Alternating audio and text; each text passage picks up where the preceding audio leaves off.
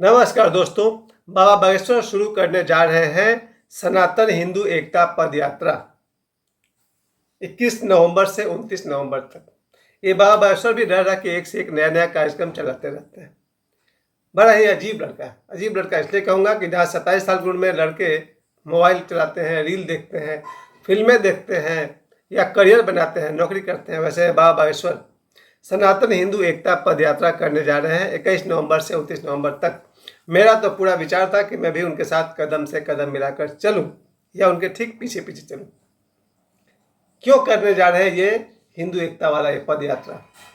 क्योंकि उनका कहना है कि सारे हिंदू एक हो जाओ, क्योंकि हिंदू बटे हुए हैं और इस बात में पूरी की पूरी सच्चाई है। ये मैं अपने बल पे कहता हूँ कि हिंदू बटे हुए हैं, इसमें कोई संदेह नहीं है।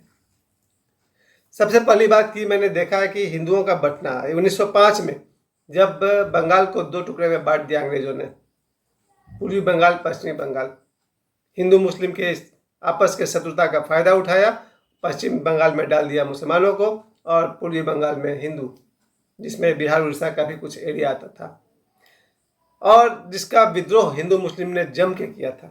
नतीजा ये हुआ कि 1911 में फिर से बंगाल का विभाजन को खत्म करना पड़ा, बंगाल फिर एक हो गया। लेकिन आज 2024 में सचमुच हिंदू बटा हुआ है, ये हम अपने बल पे कहते हैं। हिंदुओं में वर्ण व्यवस्था, जाति व्यवस्था के नाम पर बटे पड़े हैं। चारों वर्ण, ब्राह्मण, क्षत्रिय, वैश्य, शूद्र, चारों में आपस में वैर चल रहा है, एक दूसरे को नीचा दिखाने में, अपने आप को ऊपर दिखाने में लगे हुए हैं। यही दुर्भाग्य रहा है। आप रामायण उठाकर देखिए, आपको दिखाई पड़ेगा कि कोई फर्क नहीं है। अगस्त मुनि ब्राह्मण है तो भगवान राम का भी रिस्पेक्ट करते हैं, भगवान राम है तो जो मल्लाहों के राजा हैं उनको सम्मान दे रहे हैं, शबरी के जूठे बेर खा रहे हैं। और उसी तरह से महाभारत में आप आकर देखिए तो जो यहाँ पर जो उनका विवाह होता है भीष्म पितामह के पिता शांतनु का मत्स्यगंधा से, वो क्या थी? वो तो एक नाव चलाने वाले की बेटी थी ना। खैर जो भी था, मतलब रामायण और महाभारत जहाँ एक तरफ ये सिखा रहे हैं कि सभी वर्ण और सभी जाति मिल करके शरीर को, इस देश को चलाते हैं, जीवन को चलाते हैं। मेरा अपना अनुभव है इस देश को चलाने में, या जीवन व्यवस्था, चलिए देश को आप समझ नहीं पाएंगे, आपकी अपनी जीवन व्यवस्था को चलाने में चारों का हाथ है। और देखा जाए ब्राह्मण वर्ग जिनका काम था शिक्षा देना, हमारे जितने भी टीचर्स हैं, ट्यूटर्स हैं, या जो भी हमें ज्ञान दे रहे हैं, आप उन्हें ब्राह्मण ही समझिए। क्यों? क्योंकि जो चार वर्ण, जो जहाँ भगवान श्री कृष्ण गीता में कहते हैं कि ये चार वर्ण अर्जुन मैंने ही बनाए हैं, उसका यही अर्थ था कि कुछ ऐसे नेचर के लोग हैं जो स्टडी करते हैं और ज्ञान बांटते हैं, वो ब्राह्मण कहलाए। हमारे जीवन में ऐसे लोग हैं जो हमें शिक्षा देते हैं, ज्ञान देते हैं। फिर जो दूसरा वर्ण था वो था क्षत्रिय था, द वॉरियर। क्षत्रिय वर्ग जो था वो समाज की सुरक्षा करता था, जितना भी युद्ध का काम था, सुरक्षा का काम था, वो क्षत्रियों का काम था। आज हमारा देश अगर चलता है तो फौजी भाइयों के बल पे, फौजी भाई है, पुलिस डिपार्टमेंट है, सीबीआई है, आप इन्हें क्या कहेंगे? अगर देखा जाए तो कर्म के आधार पर आप इन्हें देखेंगे, यही तो है क्षत्रिय वर्ग। मेरी अपनी समझ है कि जो भी शिक्षा वर्ग से जुड़े हुए हैं, शिक्षा प्राप्त करते हैं, शिक्षित करते हैं, उन्हें आप ब्राह्मण कह सकते हैं। इसलिए देवराहा बाबा का मुझे याद आता है, देवराहा ज्ञान गंगा पुस्तक में वो बिल्कुल कहते थे कि ब्राह्मण सिर्फ किसी जाति का नाम नहीं है, वो एक मेंटलिटी का नाम है जिसमें आदमी ब्रह्म की खोज करता है, ज्ञान प्राप्त करता है, अपने शिष्यों को ज्ञान देता है। उसी तरह से क्षत्रिय जो है एक नेचर का नाम है, एक बहादुर, किसी किसी का नेचर ही है बहादुरी। ये बहादुर लोग देश की रक्षा कर रहे हैं, कभी आर्मी वाला बन के, कभी पुलिस वाला बन करके, या फिर ऐसे भी नौजवान हैं जो हमेशा अपने देश के लिए, धर्म के लिए मर मिटने को तैयार है। तीसरा वर्ग है वैश्य, जो अभी देखा जाए तो लगभग 100% लोगों में से 99% व्यक्ति तो वैश्य हैं, अर्थात बिजनेस, जिनका काम ही है व्यापार। व्यापार से समाज चलता है, सामान खरीदना, बेचना, उससे लाभ कमाना। क्या गलत है इसमें? हम भी तो कभी ये टी शर्ट खरीदने गए होंगे, 150 में खरीदा होगा तो हमें 200 में बेच रहा है।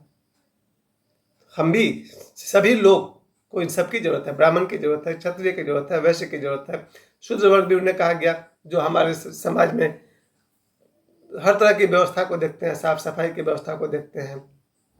उनके बिना तो आदमी जिंदा ही नहीं रह पाएगा, चाहे ब्राह्मण हो या क्षत्रिय हो।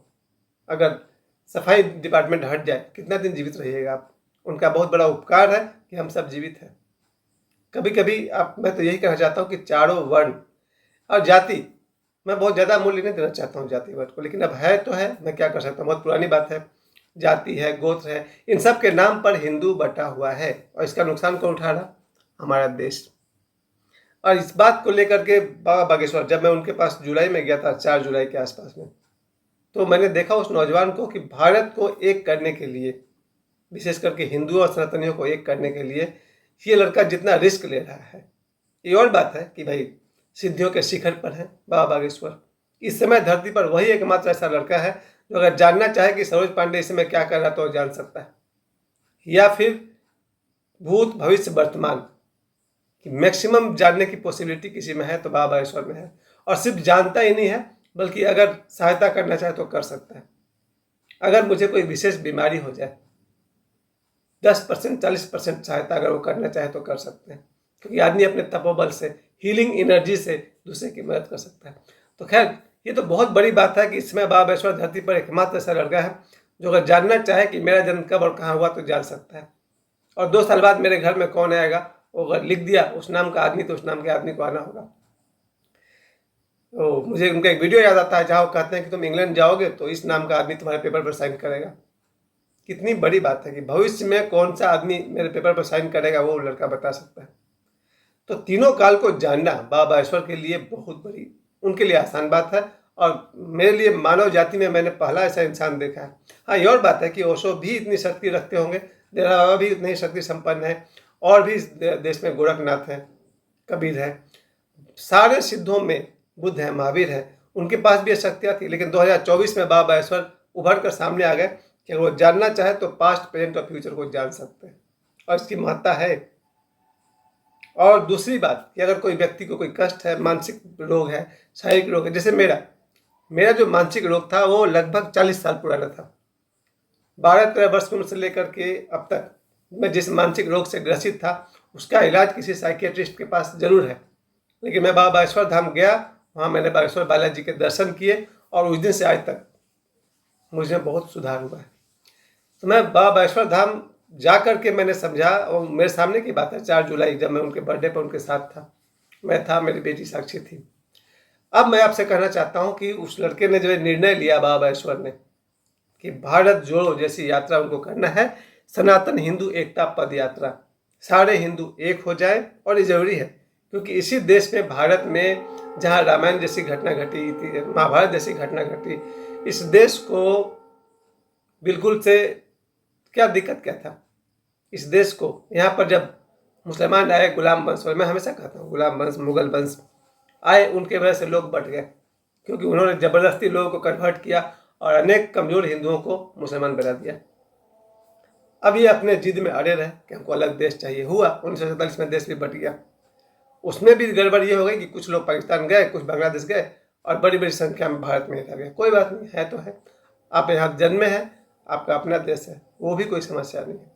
क्रिश्चियंस में भी ऐसा ही घटना में 200 साल से मुझे पढ़ने में आ रहा है, और जब मैं 1980-90 के बीच में, मैं खुद ही होस्ट में था, तो मैं देखा था बड़े बड़ा मिशनरी वाले आते थे और वो हिंदुओं को क्रिश्चियन में कन्वर्ट करते थे, और जो लोग क्रिश्चियन में कन्वर्ट हो गए उनके दिमाग में घुस गया कि भाई हम तो क्रिश्चियन हैं, मेरा भारत से भलाई से कोई वास्ता ही नहीं है। यही गलत हो गया।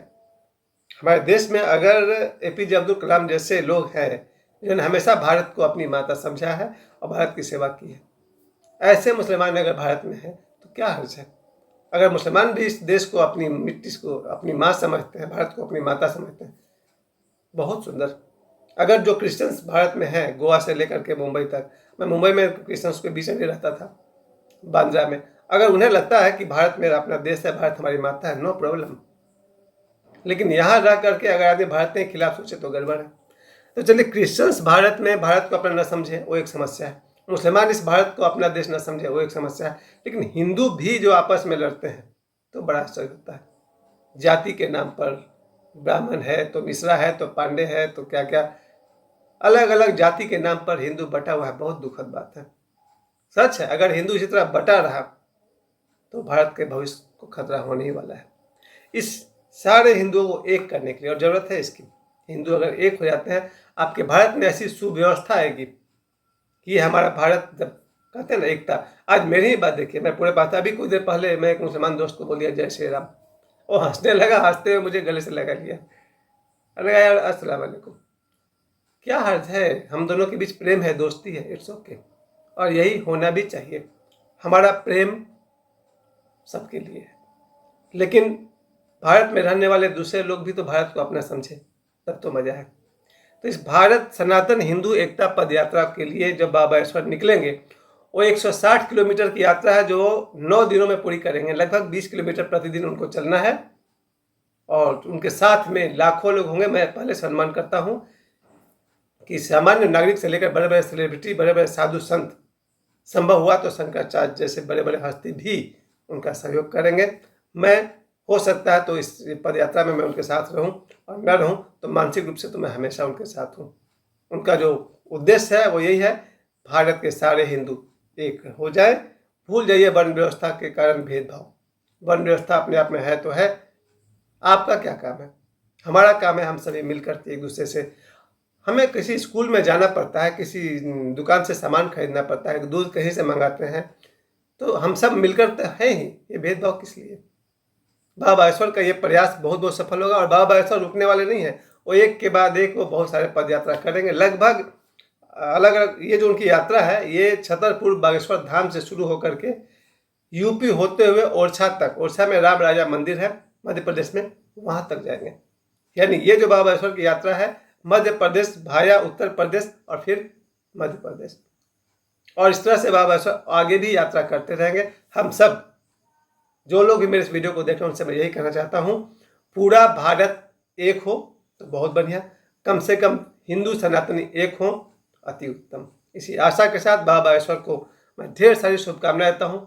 मैं आपके साथ हूँ, आगे बढ़िए। और मुझे समय देने के लिए आप सभी को बहुत बहुत धन्यवाद, प्रणाम।